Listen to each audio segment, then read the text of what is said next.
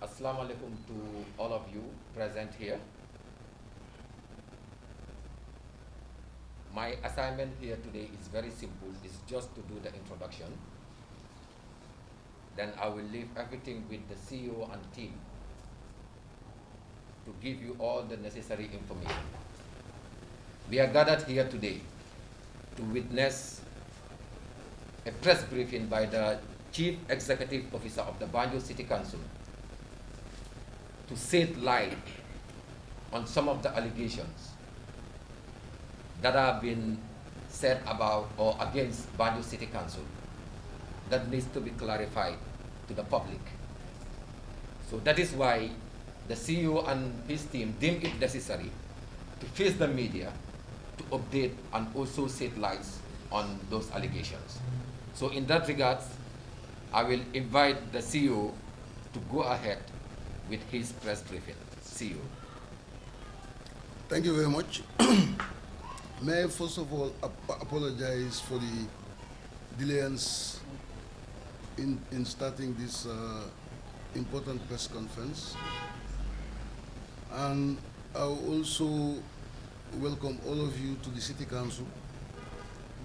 And I'm very proud of the cooperation that we've got with the media, which could be attested by yourselves.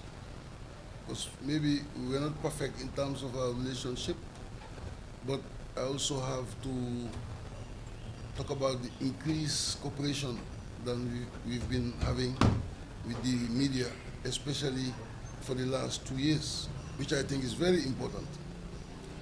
All right. The purpose of this conference is to talk about certain allegations that have been made by social media, I'll make it general, by social media, on the activities of the Banjul City Council.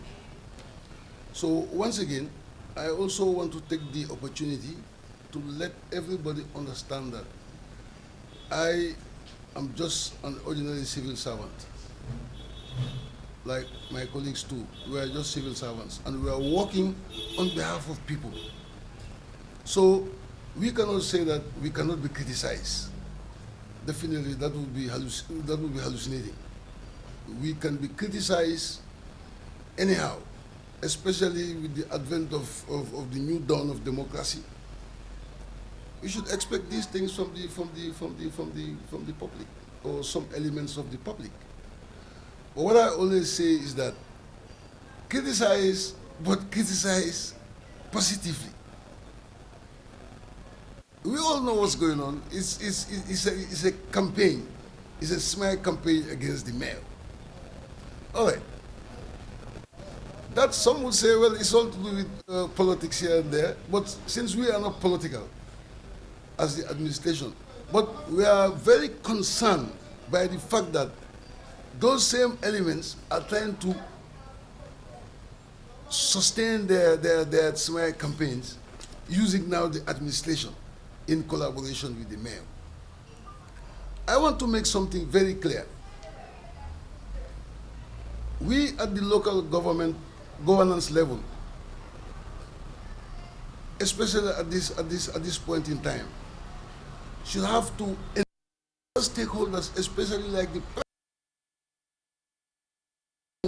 how we function as an institution, how all councils in the Gambia function as institutions that are near to people and supposedly to take care of their development needs. So I take this opportunity also to involve all the press and encourage you to start knowing how local governance works. Because in the absence of that kind of knowledge, we're seeing a lot of problems, which I'm afraid would not take us, to our desired objectives. That is very, very important. So I want to also once again take this opportunity to let you know that it's one of the responsibilities you have. You should be able to know how councils operate. You should be able to know how to come in between the people and the councils. Because if not, we'll all be in a vacuum and it will be characterized by lack of knowledge and all other, negative vices that are not good for our country, since especially we're emerging from what we all call a dictatorship era. What do we do now? All right. Like I say, the council is divided into two areas. You have the mayor and councillors elected by the people.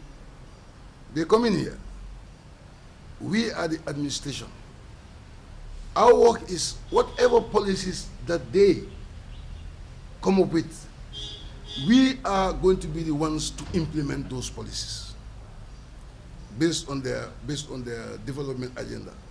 And of course, we are responsible for the day-to-day running of the council. But one very most important area of discussion is the fact that we, the administration, with my colleagues, we have the Director of Finance, Mohamed Cham, we have the Director of Planning, Katin Toure. Now these chaps have been here since graduating from school. They've been here for a long time.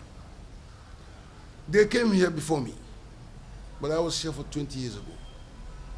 I was here 20 years ago, yes.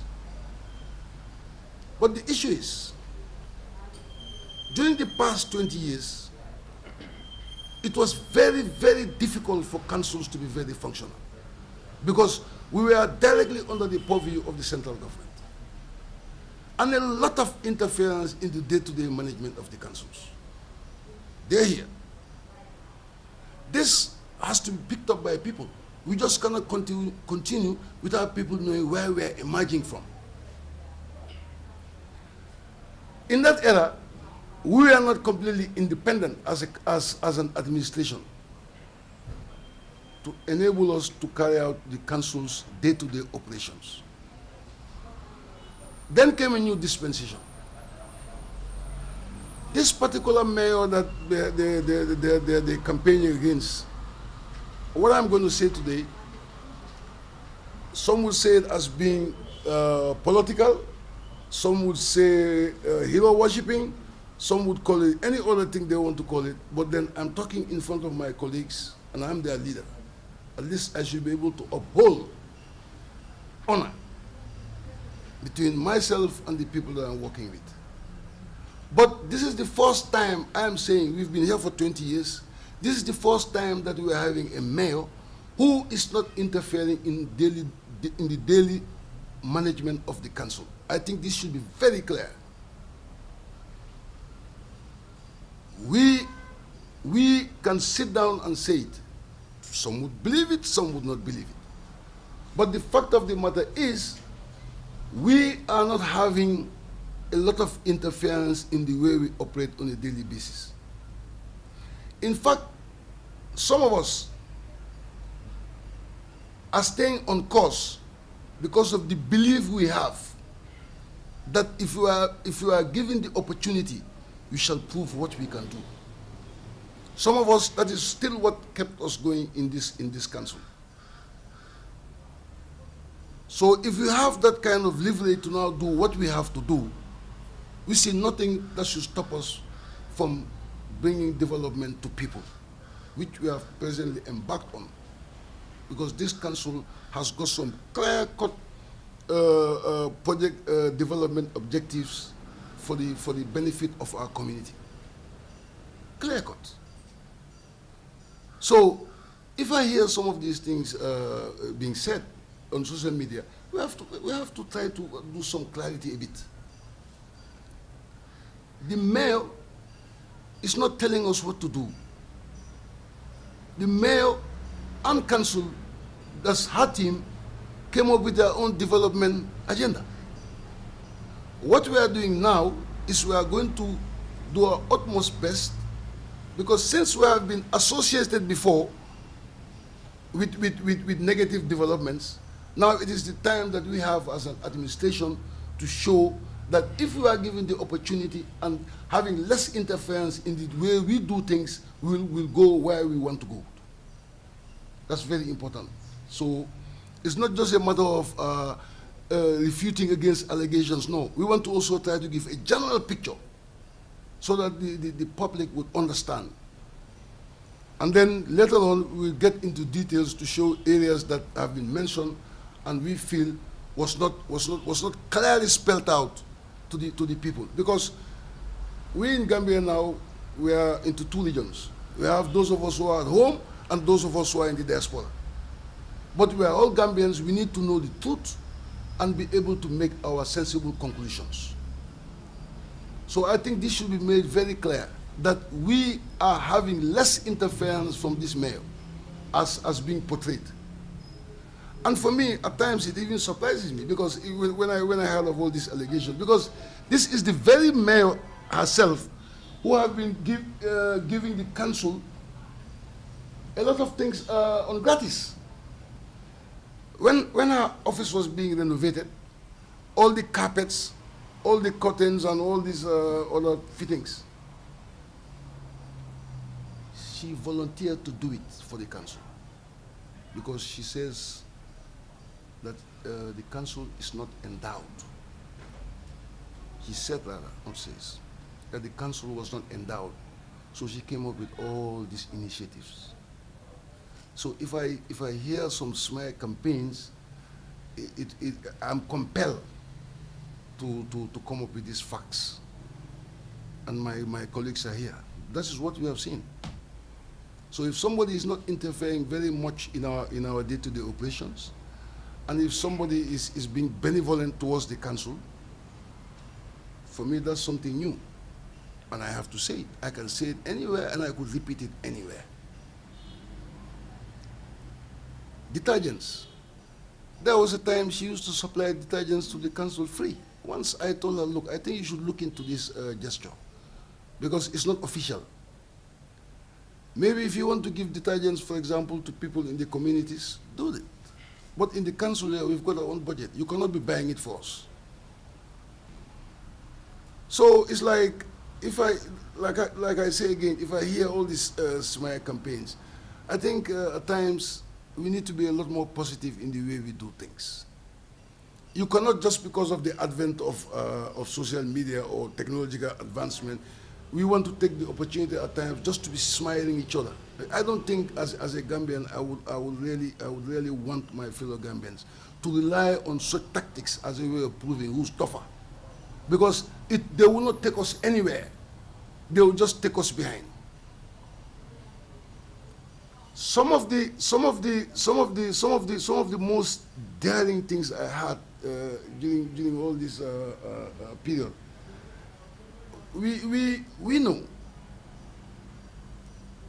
that it's with the assistance of some people within our system who are disillusioned with the system because they have not been able to meet up with personal objectives or personal interests.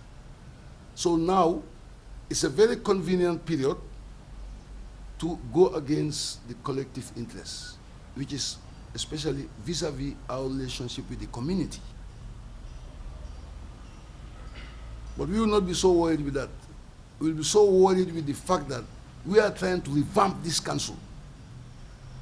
Because from 2018, I mean, my testimony, I want to trace it to 2018. Back to 2018. Some would call it minor, some would call it negligible, but at least there have been vast changes in the way the council was run. It has led to an increased level in terms of our revenue base, in terms of our output, administrative output, in terms of our relationship with all other stakeholders that previously before have not been very fruitful. This is all what we are representing right now, and it came about because of the continuous engagements we've been having with all other stakeholders and also within ourselves. So what I'm going to do now is I am going to look at certain areas that, as the social media says, tantamounts to corruption. Because, like I said previously before, the council has three mandatory committees: finance, development, and establishment. And then, of course, you have the contracts committee. The contracts committee is composed of myself, the director of finance, the director of planning, as mandatory members. You also have the two councillors that are elected as at any time to join the contracts committee. So at least we have some level of accountability. I think gone is the era when people at the top could just do what they have to do in councils. I think that's very straightforward. And also with the introduction of the Local Government Service Commission, because the Local Government Service Commission implies that eventually no council would appoint anybody without the participation or approval of the Local Government Service Commission. So these are all factors that are coming in to ensure that what might have been prevailing here in those days is still not here. So I want to look at mostly three areas which they say tantamounted to corruption. Corruption in the council here, millions of dollars are being siphoned out of the council. I'm just wondering where all these millions are coming from. But anyway, I'll start. One of the accusations is that the mayor, with my assistance of course, took some people that are related to her and brought them directly onto the job. I want to start with the deputy CEO. The deputy CEO was hired some time ago last year. And it's very clear, it's here. She was appointed by the Local Government Service Commission. She was not appointed by me or nobody else except the Local Government Service Commission. I'll make this, I don't know, how do you want it? Do you want me to be circulating it around as we go from topic to topic, or what? Or do you want me to keep it till at the end of the session, and then I could hand it over to you, and then you have a look at it? Which one do you prefer? If it can be sent on email, that would be even better. Not only us, but even at the media house, they can see it. Sent by email. Is it a unanimous decision?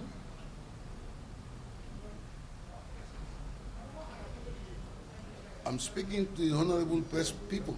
Is it unanimous agreement? You can send in as much as, if you have copies, you can give, or you can still send email. I'm not still having a consensus. Let's move on. Okay. So this is very clear. It's from the Ministry of Local Government and Lands. They are the ones who appointed the deputy CEO, not the mayor or myself. Another gentleman who is with the EU project that we have, by the name Mr. Mamlai Jase, was supposed to have been brought in and imposed on us. This will also attest to the fact that that's far away from the truth, because we have partners in Belgium. Through EU, they're sponsoring this project, Banjul EU project. And during the time of the recruitment, two personnel came from our sister city council in Belgium, Ostend. They came to witness this interview process. So that could not be true.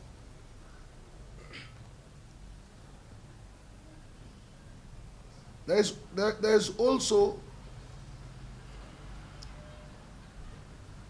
the issue of the Banjul Mini Stadium. It was alleged that the mayor had an unholy alliance with the Ports Authority. And also that led to the donation of 2 compactors from the Ports Authority.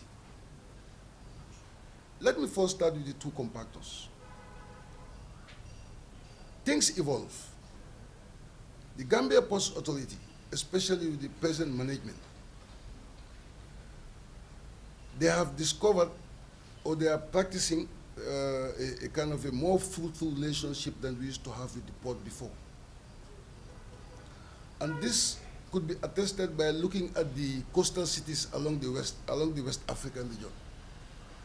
We look at the relationship between the ports and the city councils. So I'm very happy that the Ports Authority, the management, are thinking along that direction.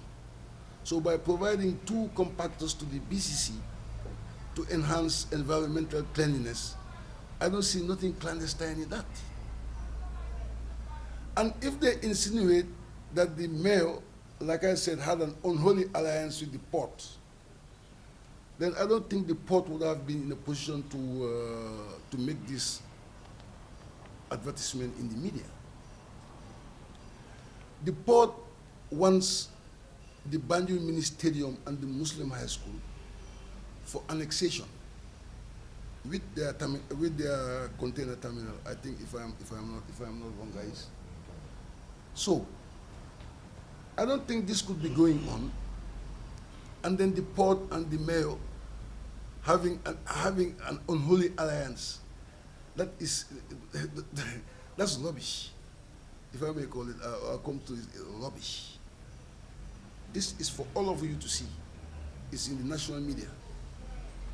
So in as much as we are trying to smear people or groups or institutions, let's use it with our, let's do it with our brains, because this is a clear testimony of the fact that the Ports Authority is more serious and liable as compared to what they are suggesting. Very open. You can see it anywhere in the media. As part of the drive to sustain the concept of the city council being corrupt, it was alleged that last year, or 2019, we purchased 3,000 bins for the city of Banjul. One of the objectives of the present council to help in the enhancement of the welfare of people. It was alleged that a very famous company, Keba and Sons, we have a corrupt relationship with Keba and Sons. Then again, I also go back to the fact that we should find time to know at times what our national institutions are doing. Because this was a tender made with the approval of the Gambia Public Procurement Agency. It's very clear here. It says it. That's the letterhead. I'm sure a lot of you would identify the letterhead. It says, I hereby convey to you the authorities' approval for you to proceed with the award of contract for the provision of 3,000 dustbins to Keba and Sons household cleaning material at an amount of $13.8 million in black and white. Approval was given by the Gambia Public Procurement Agency Authority.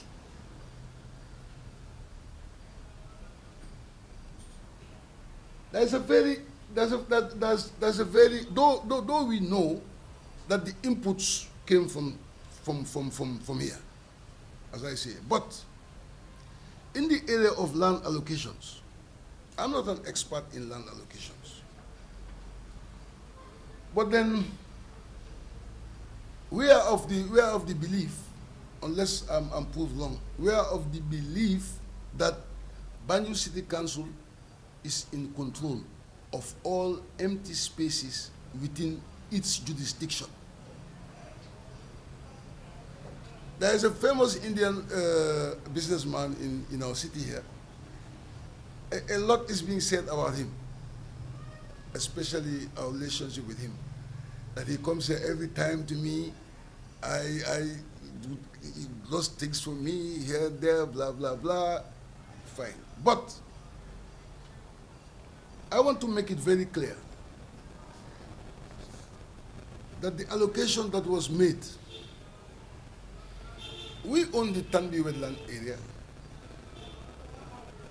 as attested by our land ministry. We own it.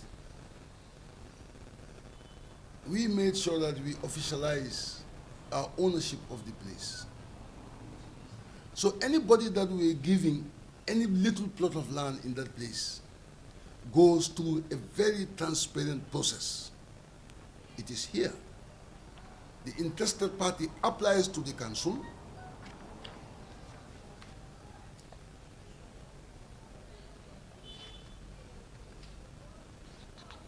All allocations are taken to the general council, for a meeting. And then everything about the application is discussed over there. If they agree in principle, they bring it down to the level of what you call the contracts committee.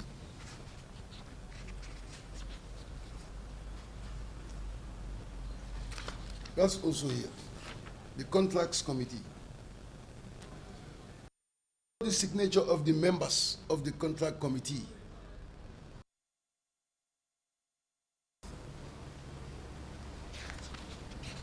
Then the contract committee gives their approval.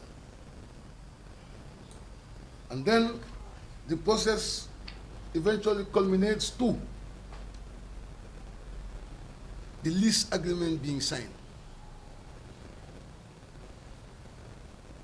You sign the lease agreement, and then the leasee continues, goes to physical planning, goes to justice, goes to GRA, and then they get their papers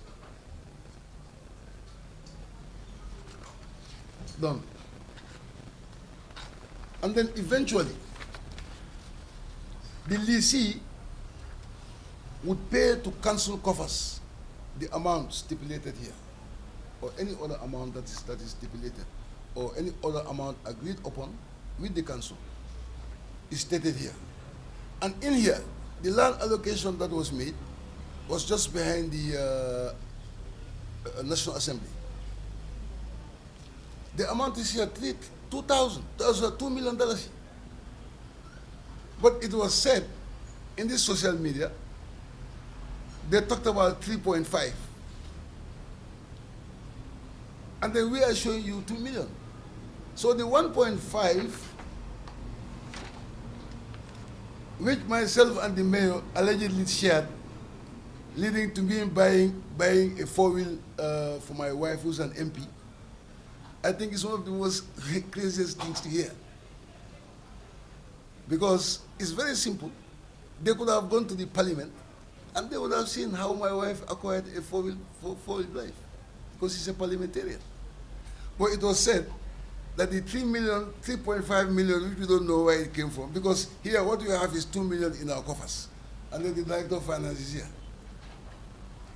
To trace this at the bank is not going to be very, very difficult. So where did the 1.5 came from? The 1.5 that I supposedly shared with the mayor, leading to me purchasing a vehicle for my wife on Valentine's Day.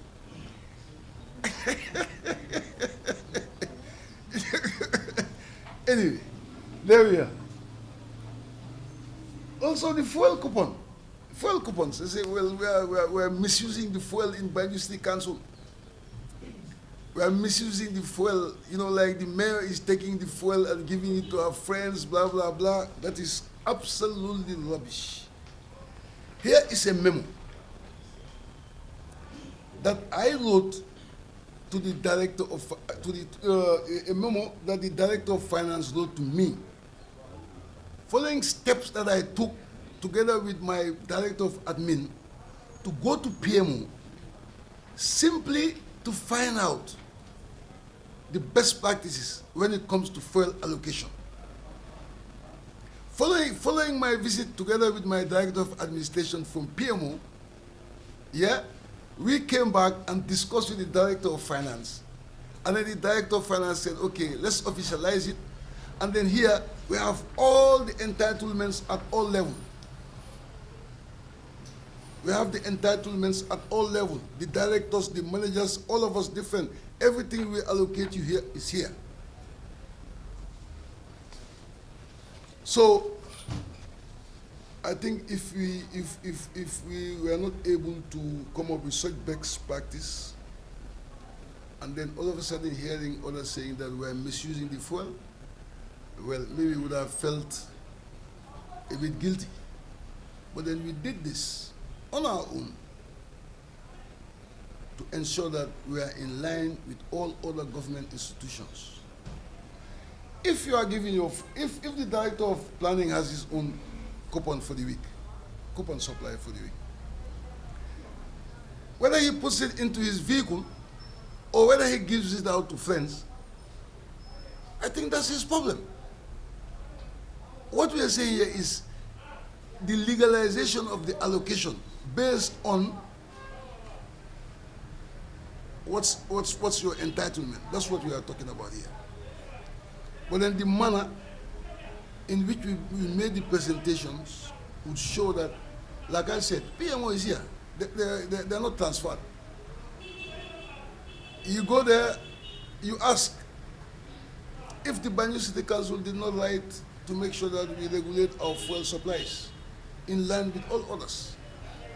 So then again, you know, we also heard that there was an auction made by the Banjul City Council, and it was what we are auctioning went to the project coordinator. That the project coordinator was a vehicle, the mayor's ex-vehicle. Sorry, the mayor's former vehicle. It was auctioned, and then it was alleged that we gave it to the project coordinator at the Banjul Osten EU project. But surprisingly, the name that they are saying online is different from the name that we executed when our contracts committee met. So this, we thought we should also bring it to the notice of the public. Because if you say that the vehicle was auctioned to Mr. Ture when it was auctioned to Mr. Cham, that is gross misinformation. You are misinforming the public. Because everything is just geared towards, you know, spicing up that claim that in here there is massive corruption going in here, which we tend to disagree with. Mr. Piero, I don't think that will help me. That's why I asked a question before this commencement. How do you guys want to see these documents? I asked for a consensus, but there was none. Because this would also, you know, I want everybody to be concentrated on what I'm saying, so that at least we'll be able to have information seen in the papers that are relevant information. So sorry, but I really think that, you know, we should try our best, you know, to give this press conference massive concentration. Thank you. Sorry for the interruption. I just want to make it more suitable for our needs. And also, still on corruption allegations, it was said that a lady was interviewed who said she was part of a delegation which went to Ostend in Belgium. Like I told you before, they are our partner city.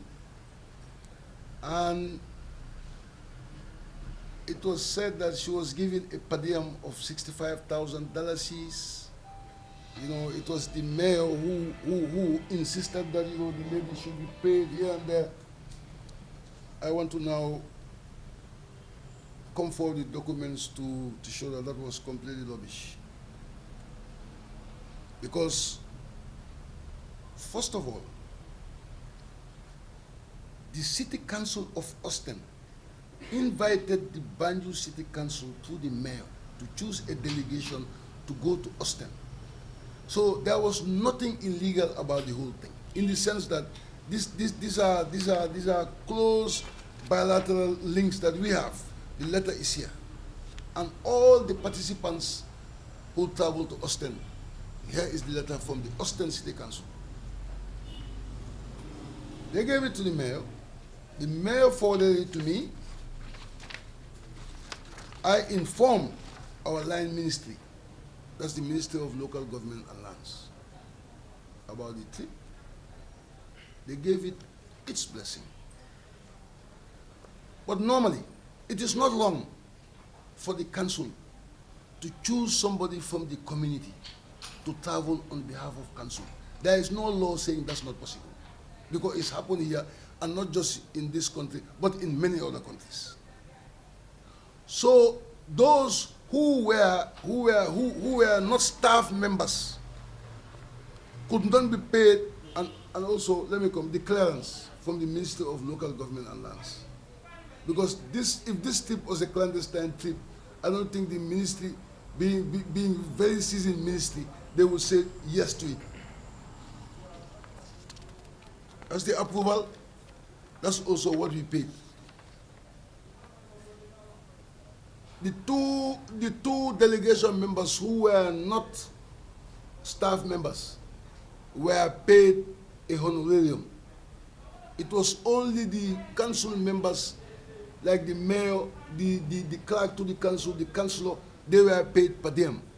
But the other two delegate members were paid honorarium because they are members of civil society. So it's so disappointing that these basic things cannot be understood, to the point of making so much noise and talking so much rubbish. Recently too, think about a day or two,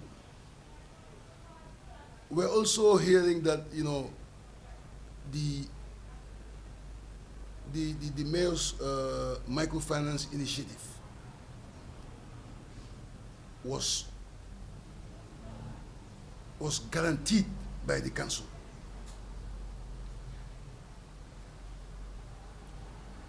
Guaranteed Trust Bank is here in Banjul. They are also in the Combos. Let any press person feel free and go and ask the managing director whether BCC guaranteed a loan that the mayor gave for the women business folk. Everybody's free. But all Jet was keeping up the momentum, saying that, you know, like, we are involved in massive corruption. If we are to be involved in massive corruption, let us be shown the material evidence. Then we'll be convinced that whoever is going outside giving information is giving the relevant information. And we think this is very cowardly and not really, you know, in line with good spirits, because I mean, you just cannot get up and start making certain allegations just because of you are giving a distorted information by even what you can be an insider and you are giving a distorted information outside.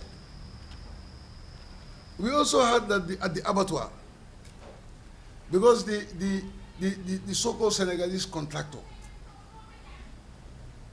or a so-called Senegalese contractor, was given the contract. And since the man refused to give us kickbacks, myself and the mayor, we decided to take the contract and give it to the director of planning, who is a staff of the council. How can we give a staff of the council a contract to execute?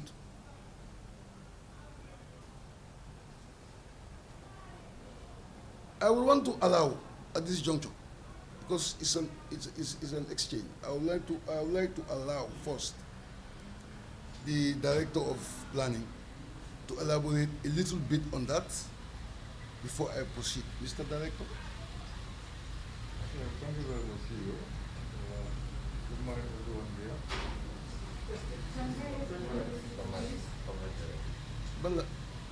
Okay, no, it's okay. Thank you very much, Mr. CEO. Good morning, everyone here.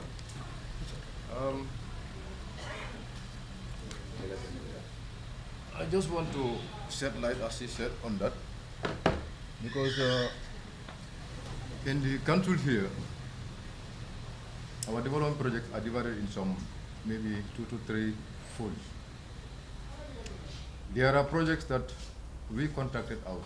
Those are projects like the office, road construction, or those bigger projects.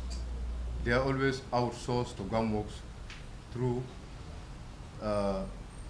the government channels.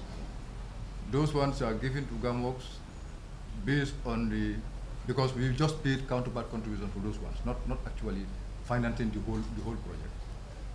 There are projects also that are in-house, and one of them is the abattoir. Those are in-house projects because we have our in-house operative teams, that is the works and services.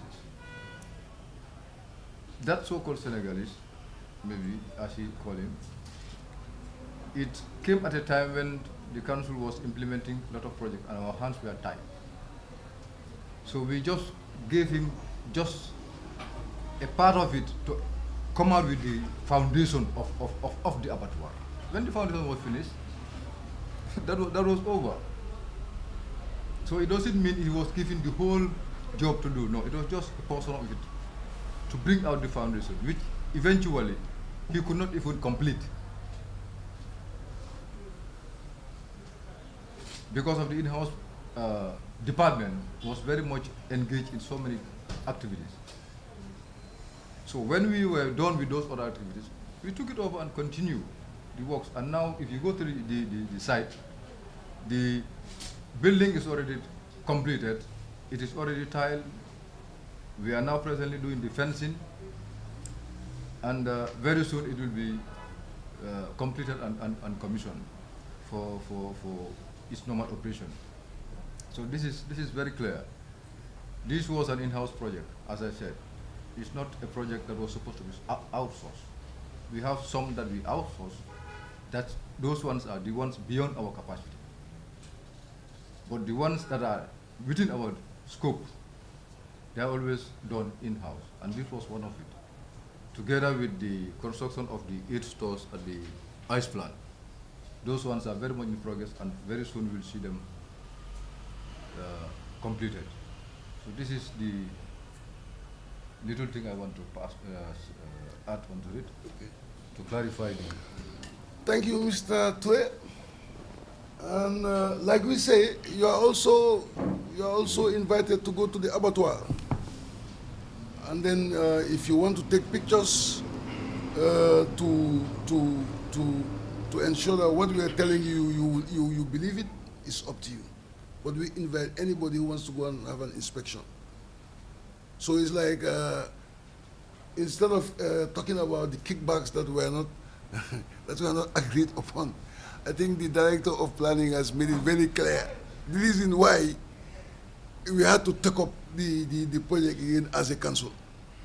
Because by the end of the day, these are services that we've offered the people before. So if you have to do it again, we'll have to do it, especially if it's the council's decision. The mayor and councillors agree to it that Banjul should have an abattoir, because the purpose of this project is to allow us to, alleviate the problems that, like traders, battle with. Because if you have to slaughter and go up to Abuko and then bring, your animal back to Banjul to sell it, well, you never know. It can have an interference in demand and supply issues. Maybe it might cost you more because of you are traveling to have them slaughtered there and then bring them back. So when the mayor and team came, we made a proposal and they agreed to it. So that is just what we are doing. We are trying to make sure in Banjul we have an abattoir that will help us to control eventually, not directly, but indirectly, the prices of meat. which fluctuates and seemingly seen as being expensive. In the area of cleansing service, a lot of people are wondering why the vehicles that were donated by the ports and the ones that we presently are working on acquiring is because, like I say, we want to transfer from what used to happen in the past. Because in the past, people used to be brought to the cleansing service, based on party lines, based on political affiliations, here and there. We've suffered all those problems. Now what we are saying, like I said before, with the ease that we are operating in the council right now, in collaboration with the council, is making us to come up with innovative ideas. Now we've got the vehicles here. Before we allow them to go and do some work, we have to train at least minimum 10 people on how these compactors are operated. We don't want to go back to the era where some compactors are driven until the oil is finished and the compactors, have mechanical problems. We want to graduate from that era because we know that now, in this day and age, the population expect a lot from us, especially in terms of service delivery. Most of our vehicles, if you may care to know, are not in good shape. They are not roadworthy. Most of them, I can say 99% of them. So to keep up, at least with the cleansing service, that is the reason why we're hiring cars. We're hiring vehicles to do these garbage removals. But unfortunately, we're again hearing that, I think, was it 700,000 spent, is it per day or per week? I think I leave you to clarify that. You are the director. Okay, you can go ahead. I think it's clear. Just to add on to that, we have just started, we just sent a team of 5 members. In fact, we have an agreement with experts about this new vehicle to train 15 staffs, at least 5 mechanics, and 10 drivers. Out of these 10 drivers, we have at least 5 who will be operating. These machines are very much complicated, especially this new technology. You cannot just allow every laborer to just come and press a button, just like that. Because it's just hydraulic system. So it was just on Monday that we sent a team. And that team will be graduating this Friday, today. It's just 1 week training. Another team will be going by next week. Another team will be followed by the other week. Very soon you will see the vehicles. Immediately that team is completed. If all the 15 are well trained, then you will see the vehicles on the road. So then eventually we'll be able to maintain our cleansing vehicles, hopefully for a longer period. We'll maintain it but telling people that they're costing $700,000, where are these figures coming from? That's why I'm saying, even if you're an insider, you decide to tarnish the image of the council, but if you are giving information outside, my friend, give them the right information.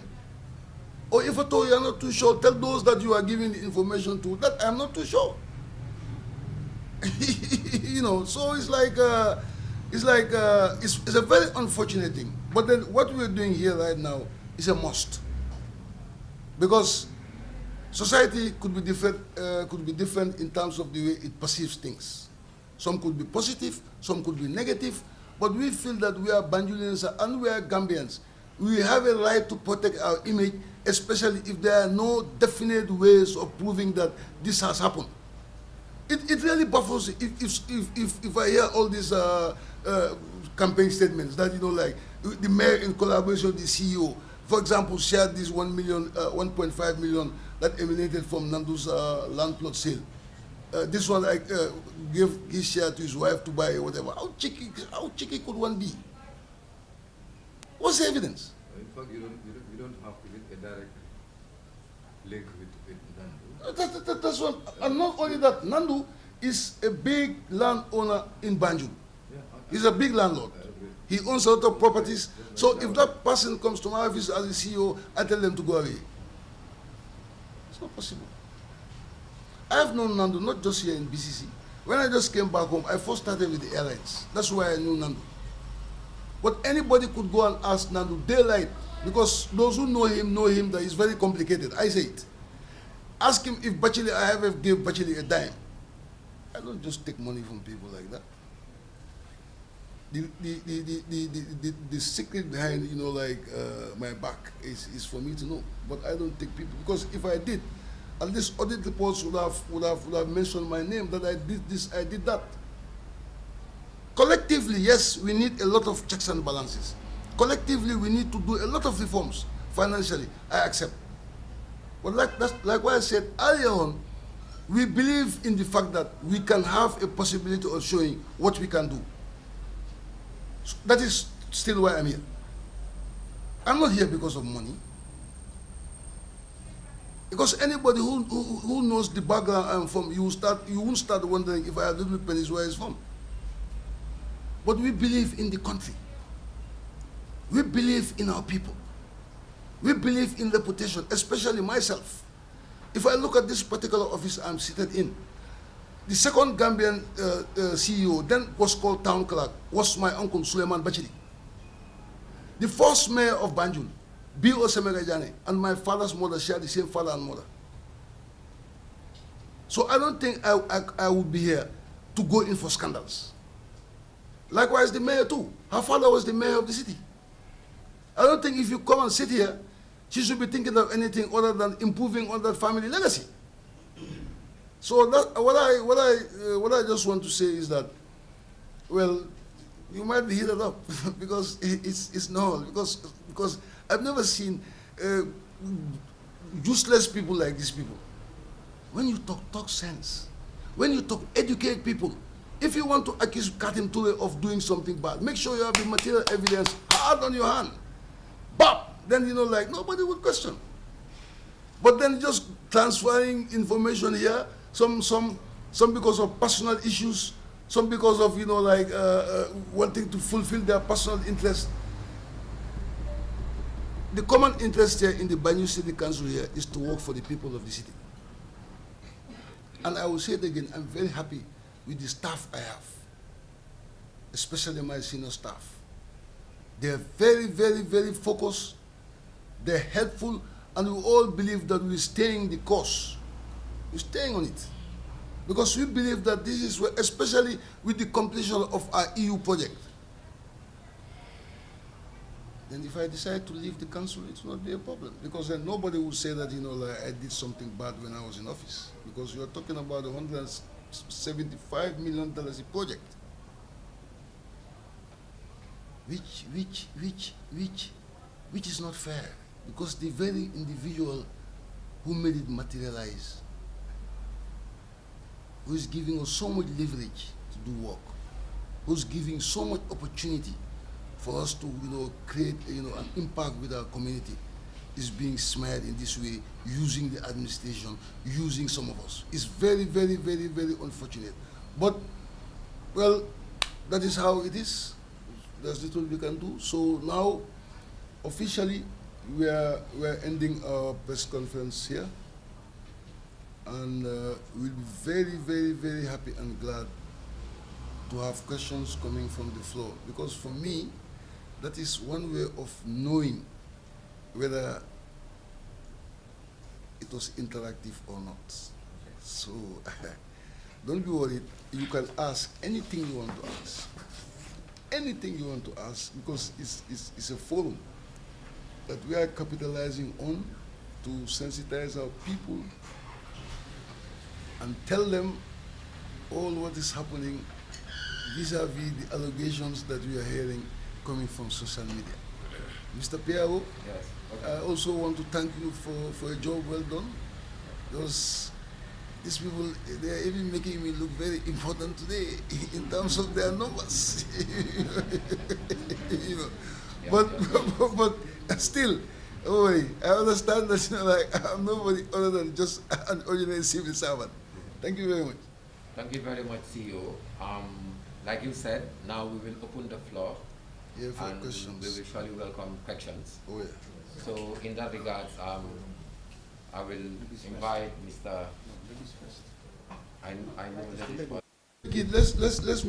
Let's make it one by one, so that Yeah. everybody would would Yeah, pose you the can go ahead, question and then have a positive answer. Good afternoon. My name is Banjul City and I work for the Point newspaper. I mean, sorry, this I have lots of this. Can start with- Okay, my name is Banjul City and I work for the Point newspaper. I mean, I have almost two questions and I want you to help us. Go with ahead. them. Okay, my first question is about the 10 million. I mean, that was initiated by the Lord Mayor with a view to empower. I mean, women. Yeah. I mean, I just want to know, you talk a little bit about it, I mean, with regard that, I mean, whoever want to know a little information about it can contact Guaranty Trust Bank. Was this single-handedly initiated by Mayor, or was it in collaboration with the Banjul City Council? Sorry. Okay, that's my question. Sorry, that's the question. She and, made it, I'm coming, let me give the answer. She made it known to us because we are working that I'm fulfilling one of my campaign pledges to create a microfinance scheme for the women of Banjul. She informed us, but nothing official because it did not come to our accounts. It's here. We did not guarantee it. It's here. That's why I'm saying if anybody wants to consolidate on that truth, feel free. I'm not saying, don't take anything that I'm saying except what I've shown you, because what papers don't lie. But like in this case, I just feel that you should be in a position to make yourself open and go and approach the bank. Then they will attest to the fact that yes, what the CEO was telling you was true. We have nothing to do with this. We have nothing to do with it. Okay. About there are reports going on that, I mean, the former mayor's vehicles, official car was just sold like that in the I mean, giveaway price. I mean, could the council, was it tendered, was it auctioned through illegal means or not? Listen, GPP has what you call section 68.A, which allows you, before you make a tender relating to an auction, tender auction, I don't know, but you can first give preference to those who are inside the institution. I hope that's clear with you. It's called Section 68A, GPPA Act. You know, I can decide to maybe the mayor's vehicle, I can decide to go to the press and make a tender. That's possible. But at the same time, GPPA allows you, under this Section 68.A, to give the opportunity of the auctioning to people who are within your institution. And that is what led, just to show you that we did not just give the car random to people. It came from finance here. It's a report from finance to tell us what's the minimum we can expect from this vehicle. Reserve price. It's here. So it's not like they're portraying it to be. It's here. So the contracts committee sat over this. Yeah, we sat over this and was able to come up with this price. And then, you know, like a lady called Fatoumata Sera Sisi was given the opportunity. Then it's good also, and maybe if they want to find out more. Because we don't just get up and auction this building. Maybe it has reached a certain point where maintenance was really a problem for the country. That's the time we auction it. Yeah. Yep. That's the time we, because we're having a lot of mechanical faults.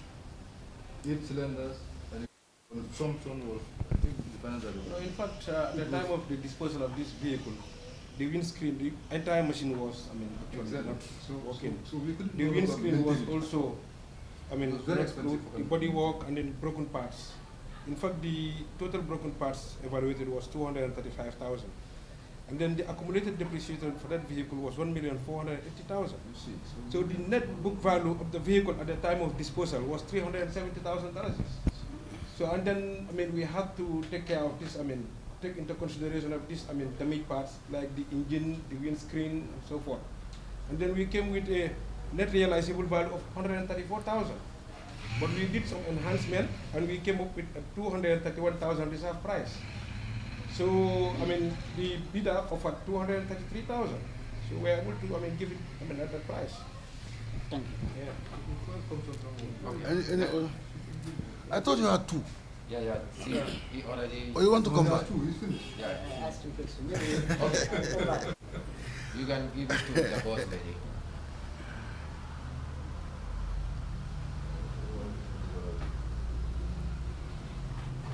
Good afternoon. I am Aissatou Diallo from Gambian Talents TV. My first question is, why is Mr. Sow not putting on a face mask and Mr. Toure as well not putting it properly? Because recently we have seen the Lord Mayoress, a video going viral on social media, whereby she was crying and urging people to take this serious, COVID-19 serious, which made a lot of Gambians to believe that she was just acting drama. Some believe it was just trying to create attention or causing more fear. So why are you guys not putting it properly? And the second question is, how far with your 100,000 face mask project? Because we have seen some people that say they haven't received anything, and this was already something that was launched. Thank you. Well, the launching of the mask, I think for us, has brought us so far some very satisfactory satisfactory opinion, in the sense that the Lord Mayor appealed to the Banjulians, both at home and in the diaspora. The most interesting thing about it is the fact that the Banjul City Council did not give away one mask towards this this exercise.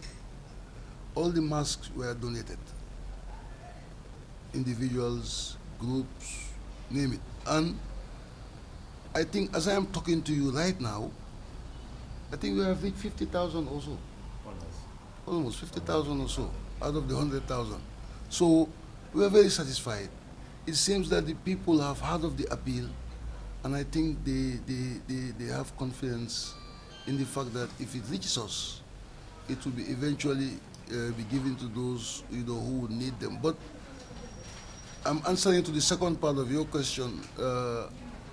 Logistically, I don't know when we are starting rather to distribute it. But at least what we have observed is that the flow is very encouraging. All right, with regards to your first question, The first question why I don't wear mask? using the same microphones from different media houses. Yeah, but it's because simply I have a problem. If I use the mask, I will not be able to talk properly. And this is a very good opportunity for me to make sure that I make a lot of clarity as to the work I'm doing together with my team. So I'm sure you forgive me for that. But then it's not out of disrespect or anything. So Yes, but considering the nature of the virus and the efforts that your city council is doing and advocating pertaining this COVID-19, did you think this is proper, or that is a genuine excuse? Not using your mask and your other colleagues and using different microphones that you are not able. well, I can speak for myself. I cannot speak for my colleague. But what I'm just saying here is for me personally. I'll be very honest with you. Like I say, don't take it as a disrespect or so. But if I wear the mask, I can hardly talk. Or if I do it, because I have a hoarse voice. If I attempt it, if I go back home, it will disturb me. So I hope that Okay, thank you very much. Now we have another lady who wants to ask. Oh, sorry. no, that's what I'm saying. Yeah. Let's make it But systematically. Let me give the chance to this both lady, then I will come to that side. Yeah. After, can you get up when you talk? We want to listen to you.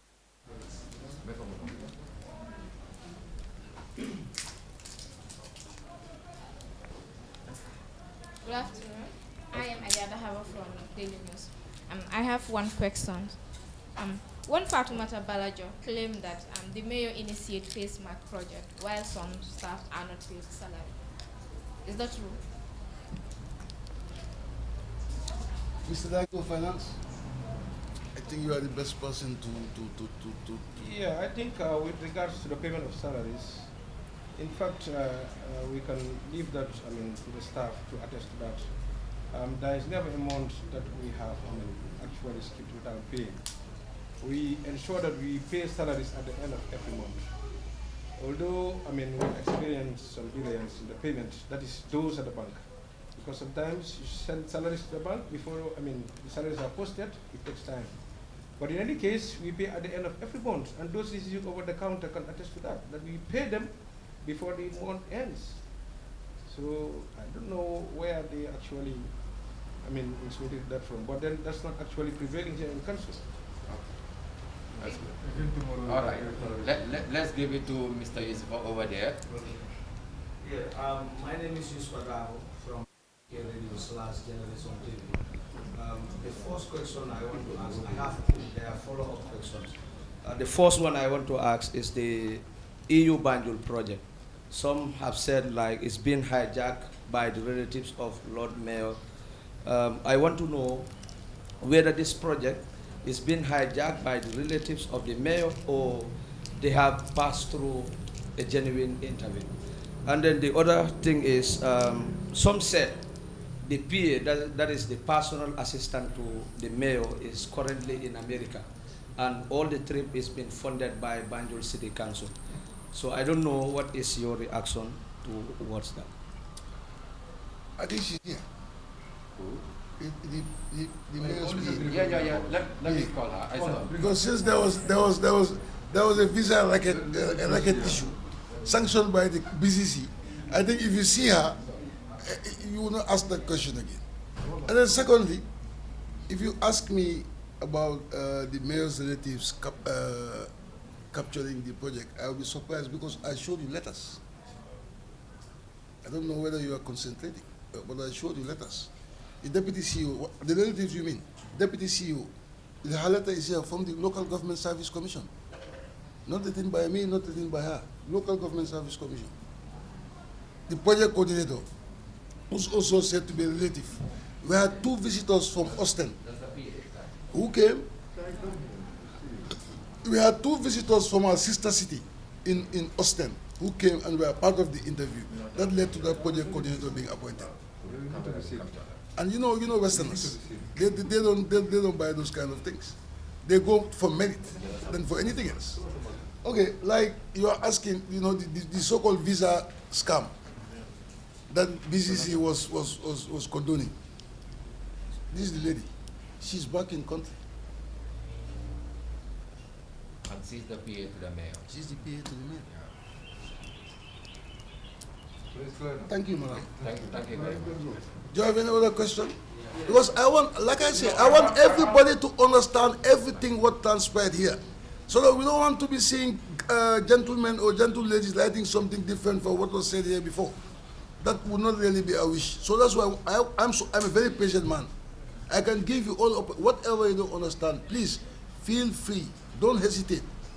So that by the end of the day, we all go out here knowing really the issues. That's why I'm very worried about those at the back, because I can't see their face. I don't know what they're up to. I can see them talking munu here and there. I don't know. And I have not seen them asking questions, so I'm panicked. Yeah, so I invite the gentleman over there.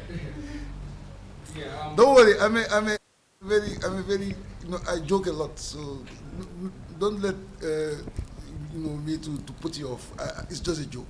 I just wanted to make it as familiar as possible, to make it a family atmosphere, because we want to see you as more often as possible. Maybe I want to go to a stage whereby everybody that I see in the street, I'll call you by your name. Yeah. Yes, Adam from Medicaid TV and working in LFM. Yes. My question is about the fuel coupons. Yeah. There are allegations that senior staffs use the fuel coupons when they are not in their working hours. For instance, like within the weekends, Sundays, and so. The next question is like, did Rafaela has anything to do with Banjul City Council, the mayor's project Rafaela? Rafaela is mayor's project, not the Banjul City Council. I think that's very important for everybody to know. I don't know if that clears your story, if it clears your question. Rafaela is the mayor, not the Banjul City Council. So the allegation about the fuel. Surprisingly, I've also shown you. So now I'm seeing that really at some point. No, the usage of the fuel. Sir, it's very simple. Like I said, we went to PMO to find out the entitlements based on all officials with their grades. When we came back, myself with the director of admin, we discussed with the director of finance, and he wrote this memo to me, categorizing the entitlement of each officer at the various grades. So if you, Fadera, I give you your fuel coupon of 2,000 in the week, how much you are going to spend during the weekend, how much you are going to spend during the weekday, how much of it are you going to give to your friends, that is up to you, not for us to bother. You just come and sign your name, Fadera, I've taken this, my entitlement. We have your signature, yeah, for the finance to keep. And then you take your fuel. We will not see you till next Monday. So there are two things I could see confuse a lot of people, per diem and fuel. Because per diem, I have never seen anybody who became rich out of per diem. But then it seems that the sources from social media, I know those people have never traveled for the Gambia government, so they don't understand the concept of what per diem is. Nobody comes, you know, like giving per diem, comes from abroad and then bring so much money, you know, when you come back home. The per diem is meant to facilitate your travel, so that, you know, like, because you are leaving the shores of Gambia, you are going to another country. So it's like, it's meant to protect you on your daily issues until you come back home to the Gambia. It's just like this fuel. If I give you for the 2,500 as your entitlement for the week, is it my business which portion of it are you going to use during the weekend or not? You might be somebody who doesn't go out too much. Maybe from here, you walk, go back home. You may be somebody, you know, like, who's very active, but by the end of the day, if your fuel coupons are finished before Monday, you will have to go and use your own money, or you go and use your friends or your family's money to supplement your fuel. Clear? Good. I think the purpose of this is to facilitate your work. No, it's an entitlement also sanctioned, you know. It is given to you. You know how to manage it. But I think the bottom line here is, I mean, we do allocate fuel, but we don't determine usage. Maybe that's the overall. But that's why we went to other government stakeholders to make sure that tomorrow, anybody who's coming to check how we're issuing fuel coupons is done in line with nearly all other government institutions, because we're all Gambia government institutions. So we just went in to have at least an idea of what best practices are elsewhere. And if we could not do it together more than with the PMO. Thank you. My name is Jawda Bayer from Bayer News Network. I have two questions. One, in your statement, you made mention of Nandu, a man that owned a lot of properties in Banjul. Yes. I want to know which of the property that the BCC sold, which of the property that he bought from BCC. No. BCC does not sell properties. Okay, I don't know, lease. This was a lease. Okay, the one he leased. A 20-year lease. Correct me if I'm right. 20-year lease or what? Yes, 20 years lease. 20-year lease at a cost of $2 million. And where is the location of the property? It's not yet built behind Gabajomba. That's the plot. Give it or lease to land. But in Banjul here, most of the properties I'm talking about is either bought from the families who are selling the plots, or maybe he might have leased them. But as at this time now in Banjul, let's not just try to just disrespect him, you know, for no tangible reason. Because he's paying to the government, he's paying to the council. Okay, the other question is concerning that has been fenced by the former president. Yeah. Whether the council is taking care of it, or you have any intention to lease that to somebody who can take care of it. That is not still under our control. Which land? The one fence where his garden was. No, Because that central government. That's central government issue. Because we are hearing that it's owned by a family. But that's just something we had. But we are not directly connected to that area. I From Kamarabako. Thank you so much for giving us this floor and opportunity for you and for us as well. And you've been talking, it seems you scared the social media, and in as much as the social media, it's the same social media that you use, to show your good image. And I understand that the Banjul mayor is in love with many Banjulians beyond every political boundary. We've seen what she is doing. But you did talk about maybe there are intruders or people within. How is these people not in love with the system here? If you can have 2,000, 3,000 people beyond different political, why within inside? And who are those people? Are they not happy? Is there anything going on within here that need to make those people not to take out this mayor campaign and the like? Man, your question is so tricky, but let me let me tackle it as I deem it necessary. I said earlier on that some of this information emanating from the council going to social media. Definitely, social media is not just possible for them to capture them just from the blues. It's fed to them. Now, what I'm saying is there are some people, and so obviously that process is spearheaded by some inside the council here. It's obvious. If something happens in your room or in your house, immediate house, and you hear about it elsewhere, who might have taken it there? The people in your house. This might be people who are not happy. So what are you going to do about that? It is not for us to deal with their unhappiness, because what is happening here is like what we want to maximize here is the adherence to the concept of council's interest first before an individual's interest. You have said it, that in town, you hear what people say about the mayor. That's you who said it, not me. So now, in my introduction, I said, because I had previously an interview with, is it GTTV? Yes.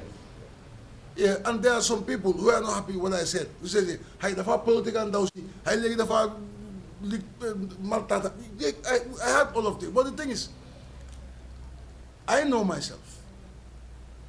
There is no person that I praise. Even my immediate family knows this. I don't easily praise people. I can make you feel good, but I don't praise you. But what I'm saying here is, some of those individuals in here were pursuing with objectives that were selfish objectives, not council objectives. And of course, if you decide to pursue your own objectives at the expense of that of the council, what do you expect? You can learn in such circumstances, thinking that maybe if I go to social media and feed them about these things, they talk about it, I'll make the whole atmosphere polluted, and then I'm happy. What next? Something like this. We take it to the limelight. They have said their own part, and then we are clarifying ours too. For me, that's what I am saying. It's not about redeeming them or finding the reasons why they are doing this. I don't think that's the exercise here. The exercise here is to stick to the concept of council's interest coming first before individual interest. If it leads you to do certain things that are not sensible, I'm afraid you need help. But then if you don't come towards others and accept your deficiencies, which is making you to fall into all these traps, because some of them were looking at each other in the council. We know, they know that we know what's happening. But then we are using diplomacy, professionalism to cruise, because we have a lot of things to achieve. Like I said, we have a project, an EU project of $175 million over 3 years that we want to execute, because it's the first of its kind in the whole of Africa. So we are more hurried with that. But then we have opened up, if you can talk to my staff where I'm not, I'm one of the most democratic people you could see. Don't see my staff here. It's not that I give them instructions, they jump and go. Especially this one, he's the most stubborn. I can tell him something, he tells me no. It's not in line. I stick by what he says, because he's the director. I am not the director, he's the director. If I come to Chairman and tell him about money, he tells me there's no money to discuss about. I go my way. And that doesn't affect my relationship with them, despite being the CEO. But without them, I will not be here. So what I'm saying is, we have an open administration. So if I told you you have some issues that are really bothering you, and it's causing you to be disillusioned, and you even come to me, and then technically I cannot help you with it, because if you come and tell me Katim's position, Katim should not be there, you should be in Katim's position, and failure to do that would mean that myself, the CEO, I'm not helping you in the endeavors. Institutions don't work that way. Institutions are order. That's what I'm trying to say here. So we, despite knowing the situation, we still try to be as civic as possible with them. We're not fighting with anybody. We are not fighting with anybody, because we know that by the end of the day, if most of these allegations or all of them were true, then we could have had conscience problems. But we don't. One bit we don't. Because we understand the situation. We understand that the council is evolving. It's coming from a different era to another era. So during that transition, you expect some of these kind of problems to emerge. It's human. Like what they say, if you have a ranch, it's not all cows that will be obedient. Some cows will be mad, some cows will be this, some cows will be that. So, you know, but the more important thing is the focus. The focus is we want to excel. And I will say it once again that we also have a mayor and team who's allowing us to excel. Because we are liaising with them, we're having frank, fruitful discussions. It is not an atmosphere where the mayor will just come and say, CEO, do this, I do it. No. Because now we're saying new democratic dispensation. If you want to sack me because of you want me to do something which is illegal, I can take you to the courts. That's what we are saying here. So, if I'm giving them advice, a broad advice is let them come on board and stop this rubbish. It's not going to take us anywhere. That's my advice. Okay, let's allow her, because you already asked questions. No, let's do it easy, one by one. Let's not just allow her, then after you will come. Go ahead. After me. From Paradise TV. Yes. My question is, was there any media house present during the transaction of all these papers that you are showing us today? These are day-to-day administrative matters. So if you ask me whether media houses were there, it is not about media. This is about some memos. This is about some letters. You know, so I don't understand your question very much. Okay, you had the members and everything with you. Yes. But now issues are getting out from your own office Yeah. to the social media. Yeah. You're deeming it necessary to show it to the media. That's my point, actually. We have nothing to hide. That's why I asked you at the beginning, how do you want to attest to what I'm saying? Because I went point by point, and each point I produced something. That's why I asked a question. How are you willing to look at it? Are you going to look at it, you know, like through a rotating basis, or like somebody said, we send it to your emails? Blah. So I gave you enough of that opportunity. But So like one of them said, how do you intend to tackle this? Because me, the answer you gave wasn't the way to tackle it. How do you intend to tackle these things on social media, these posts? Because we believe someone out there cannot just come out from the blues to write that on the social media.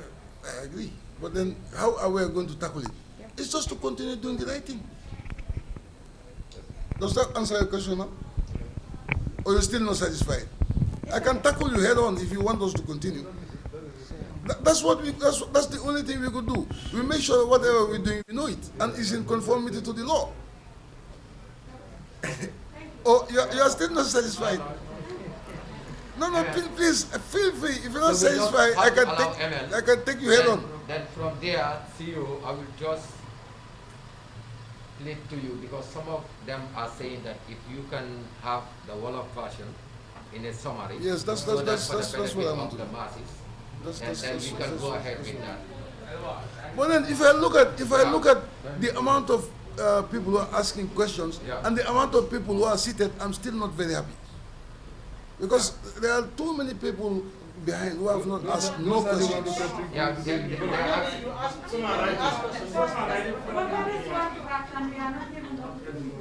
you have already asked. So you give opportunity to somebody who doesn't ask. Okay, go ahead. Can I see you and know who you are? Understanding you talking at the back. I'm here, Leminjai, okay. You are welcome. I just wanted to ask a follow-up question to one of the reporters actually asked.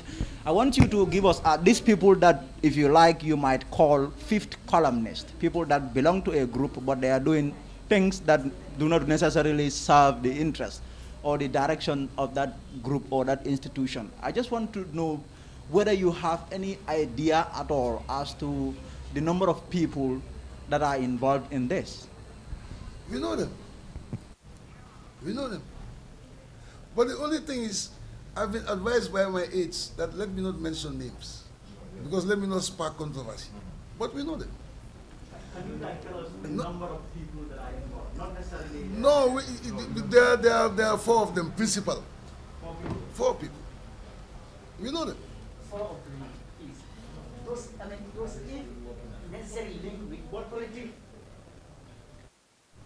If you know them at all, do you have any measure? Do you intend to embark upon anything at all as a way of, offsetting this? Because clearly this looks like a drawback for your council. Well, we accept it will look like a drawback, but it cannot be more than what we've done today. We won't be tired. Whatever they say and we think is rubbish, we will always call you again. Maybe you would end up being tired, but we would not be tired because we are working for the public. And this is just bizarre, to be very honest. And maybe what we are saying here is this is one of the negative aspects of technological development. Because if you happen to have been within the same jurisdiction, we could have sued them to court to go and prove that what they are saying to the public is true. But now we cannot. Social media, who do you sue? So this is what we could do. Anytime they talk of their bunch of rubbish, we come and then refute it, and then not just refuting it, but showing you evidence. That's why we compile all these things. But there should be some form of a disciplinary measure. Any institution agree? Absolutely. But then in this case, it's a bit peculiar in the sense that if you say, the first thing they will tell you is you don't have no hard evidence that I did it. No evidence, yeah. You understand? But then for me personally, as the CEO, as the chairman of the contracts committee, I gave was it Mr. Fadela or whatever? I said, in your bedroom or in your household, if you say something very confidential within your family members, and you go outside and you hear about it being talked about, how would you take it up? Your mind would cast on one of your family members who took it out. So we know. But like I say, we want to be as professional as possible by not telling them anything, but just allowing us to know about the tempo relating to the environment in which we are operating. If at all we're transparent 90%, we just have to shoot it off to 100%. But 100% is never possible, but maybe to 95%. And just make sure that we are doing the right thing. You understand? And the day will come. We'll get them. Right. But right now, if at all we are after them, they will think that we are shaking, and we have nothing to shake about. Nothing, absolutely. Because we've been here. We have been in council when collectors were being forced to come and collect. That's the time we joined the council. Collectors were being begged to come and pay. That's the time we joined council. But today, he's here. Today, wherever our money is, because we are computerized, you see it straight. So that's the evolution we are talking about. So this whole idea of massive corruption going on in here because of you have issues with the mayor, that is rubbish. Absolute rubbish. You're trying to, we know how it is with social media. The more you have viewers, the more you are paid by YouTube. You know it. But still, if you are a professional, make sure that you don't lie to people, because in the long run, if people start discovering that you are not credible, that could drop. that audience can drop. So what we are saying here is, this is very paramount on us, because we are a Gambia government branch. We are serving the public, Gambian public, within the jurisdiction of Banjul. So anything that we hear being talked about, we have the mandate to come and talk to our people. That is paramount. Okay, I just want to ask to him, please, my colleagues. I mean, as you said it, I mean, there's a similar campaign going on against the mayor, and that is, I just want to know whether this is, and the council itself, and you said you know almost 4 people. Does it have to do anything with, based on party affiliation? Based on your own investigation that you conducted? I don't think it's based. I would not want to believe that. If at all, I want to be very honest with you. I think this is to do with the fact that there are some who do not want the city council and Banjul itself to go further. So I cannot narrow it down to party whatever, because me, I'm not a politician. I cannot talk too much on that. But what I'm just saying is, because you've been hearing the allegations, it's all centered on corruption or the mayor's collaboration with the administration to enhance corrupt activities. That's what we are hearing. So we're not here about politics. We don't even So, so yeah, I don't think it's to do with that. So I think one last question to... No, Emil, man, I don't want one last question, because I want to make sure all the journalists who are here most of them are saying are part of it. Yeah, most of them are saying they want to... Okay. Go ahead. Aissatou Diallo, Gambian Talents TV.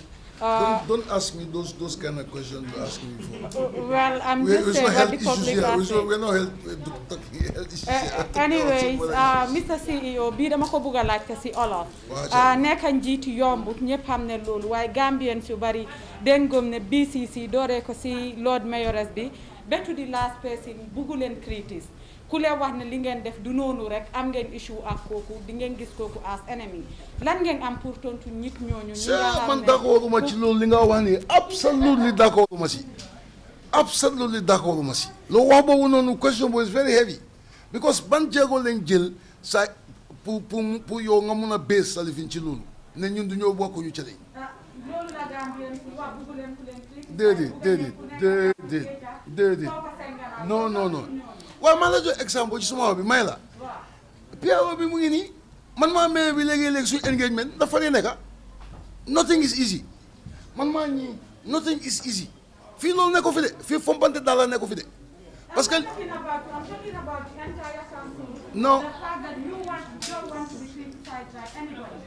You want Gambians to approve and appreciate anything. give me yes déedéet waaye jox ma yaas te pour li nga wax bu ma laaj question boobu noonu pare ko nit ñi ne non yow yaa ma war a wax ne ma because of ABCD moo tax nit ñi di xalaatee nii parce que ma wax naa ne lu amu fi ma wax na la suma side wax naa la like coming out to respond to these critics on social media du ñaaka si generation boobu leen toolu li nga def yëpp nekk ñëpp a koo approve te soo nekkee njiit il faut ñu criticize la waaye wax naa loolu ci suma wax some people can use this as an evidence déedéet man ci suma wax naa ne ñun man ak ñu ma toogal ñun mere civil servant lañ understand nga we are not above criticisms waaye criticisms bi ñoo dégga naat fu mu nekk léegi nii loolu nekkatul criticism loolu dégga is now going out of the way to jeopardize somebody's dignity so ci biir loolu da nga expect tamit ñu toog tamit ne pat loolu lu mun a possible de public office and every day suñ office yaa ngi ubbeeku especially man laa wax man you find people every day ñu jóge si street yi ñëw suma bis di ñëw di xam nga dañuy laaj so sister boobu ànduma si xam nga ci gaaw bi lan la so man foofu ma ne war nañu ko aja comment Yeah, the question is pertinent to the European Union project, is 175 million. Yes.